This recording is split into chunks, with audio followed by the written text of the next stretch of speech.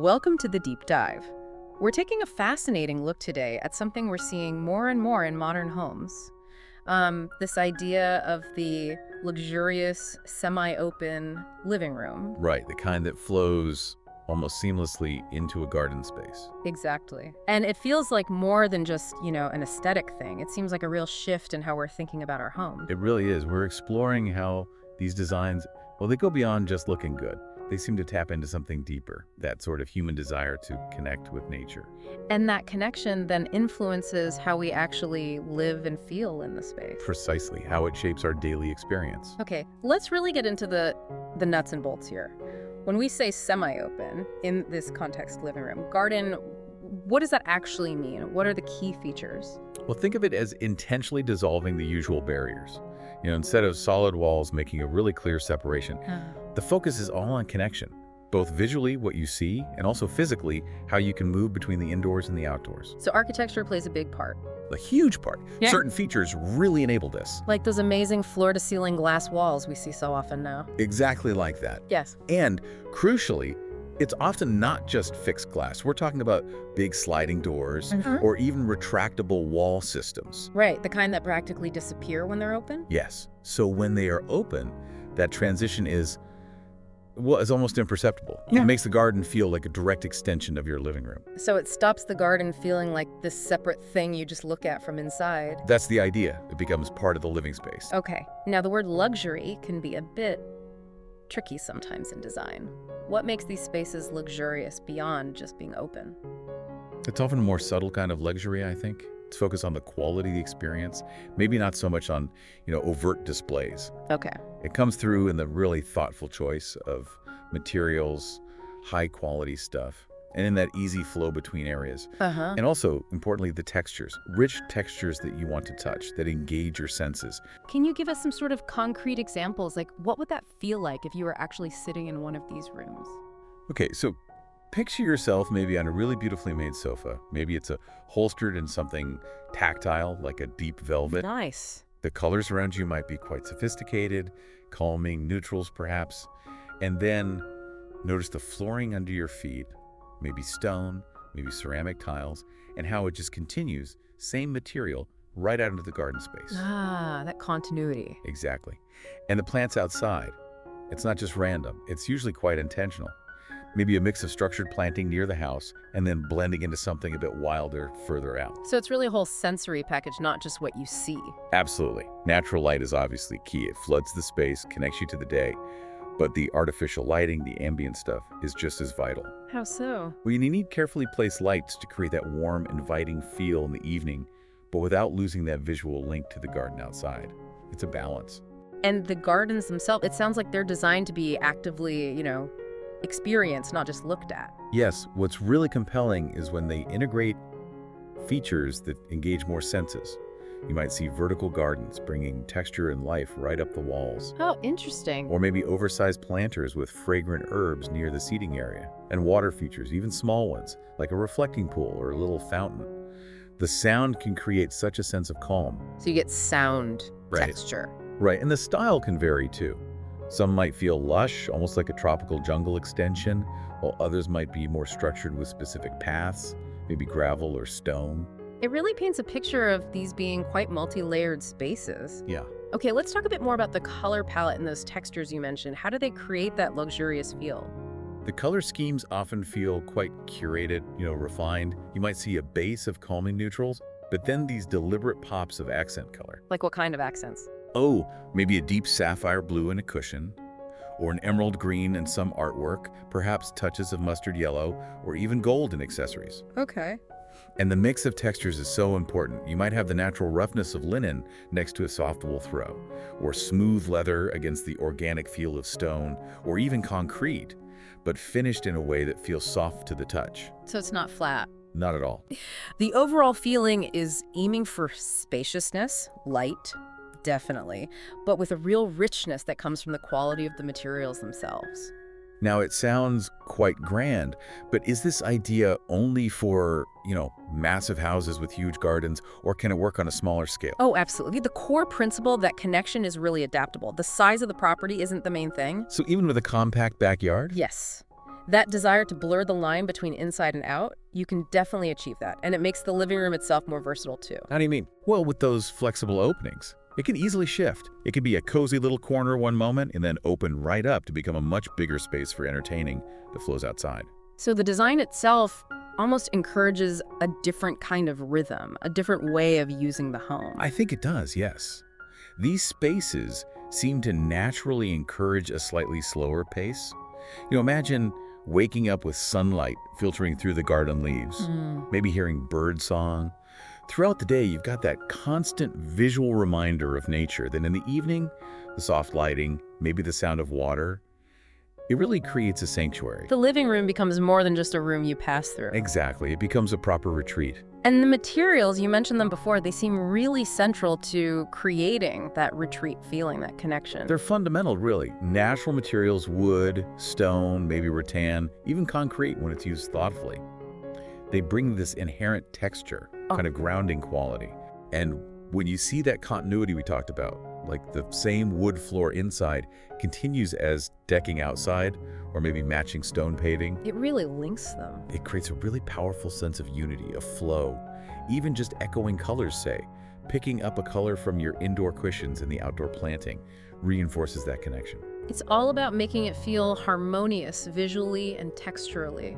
What about actually bringing plants inside the living space? Oh, that's another key tactic for dissolving that boundary. Yeah.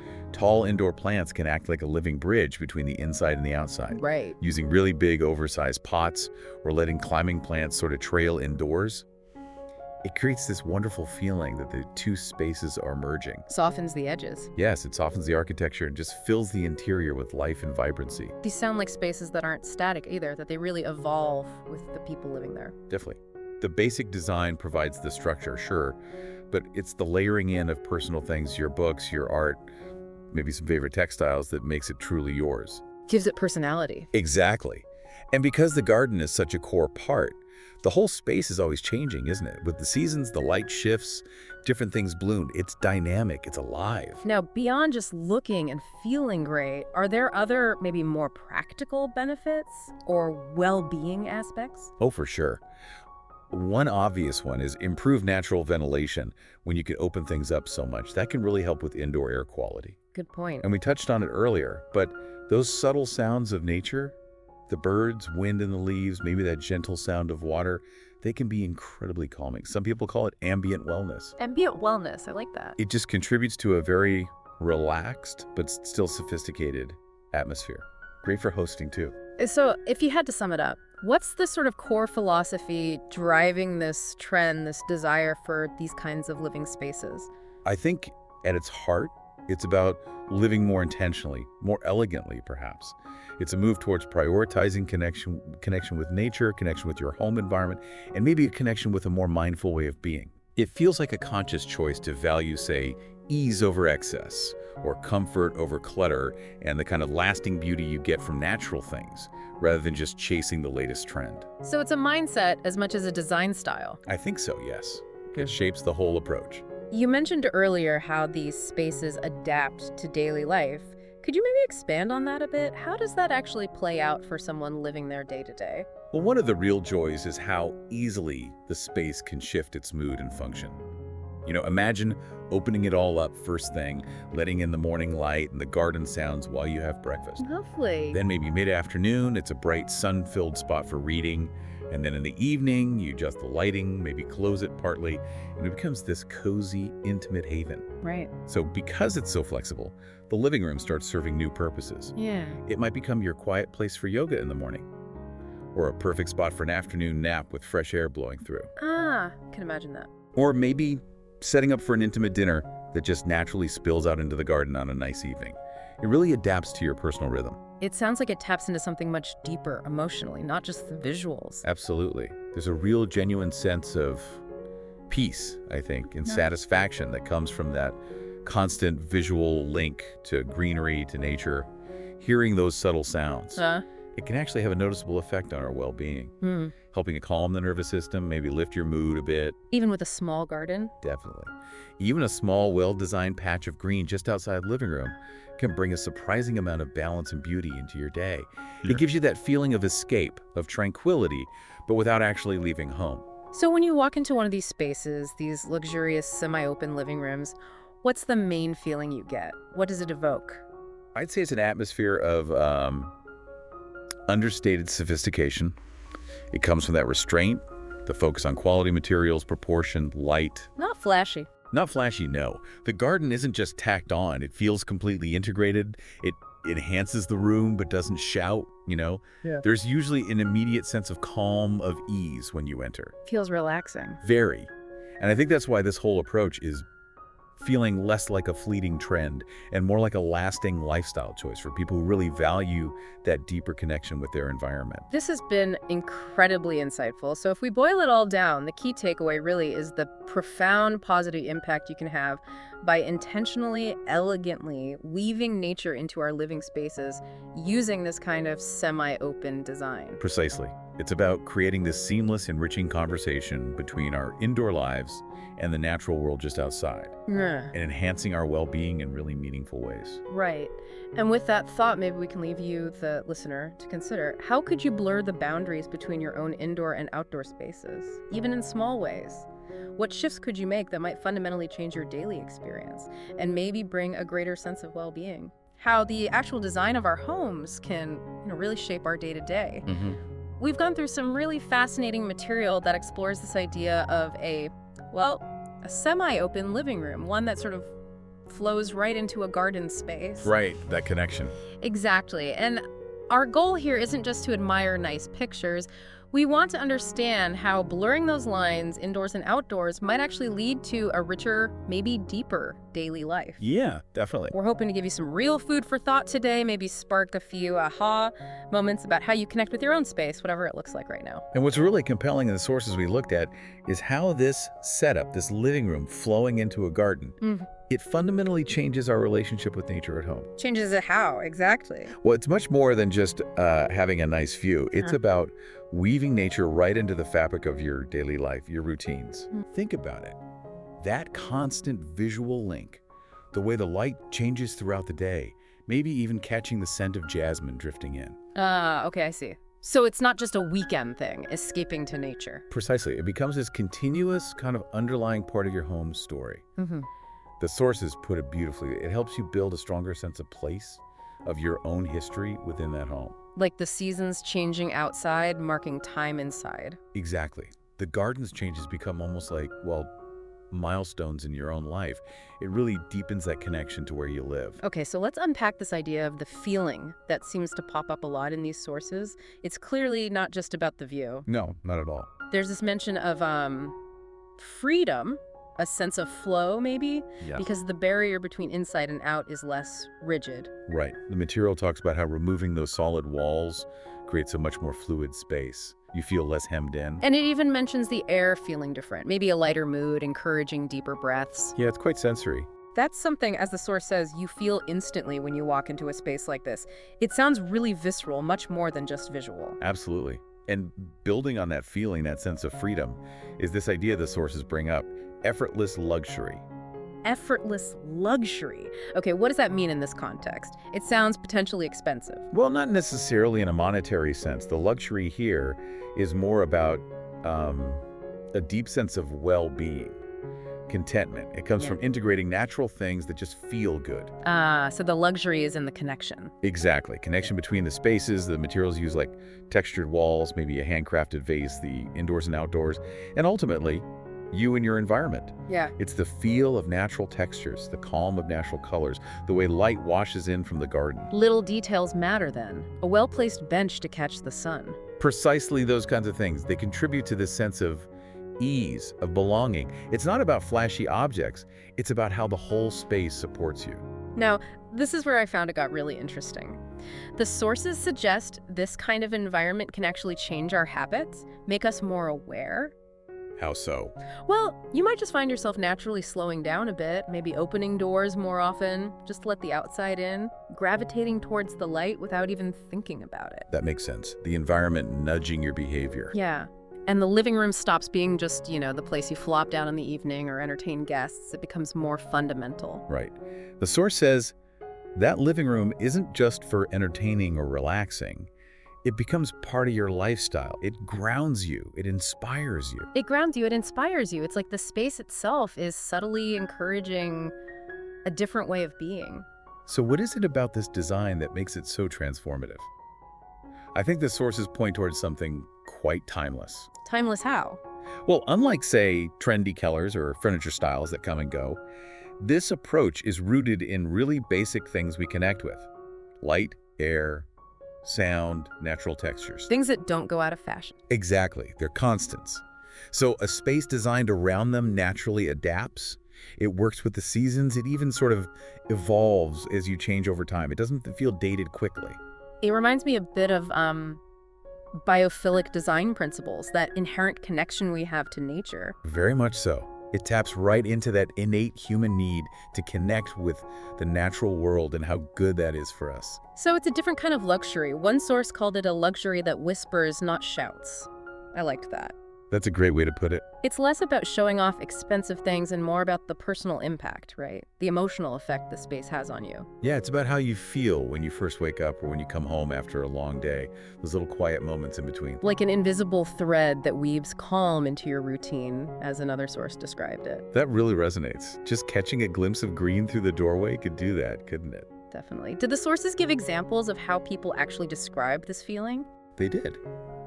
People often talk about a sense of immediate calm when they enter a space like this, feeling more centered, less frazzled. And it sounds adaptable, too. Very.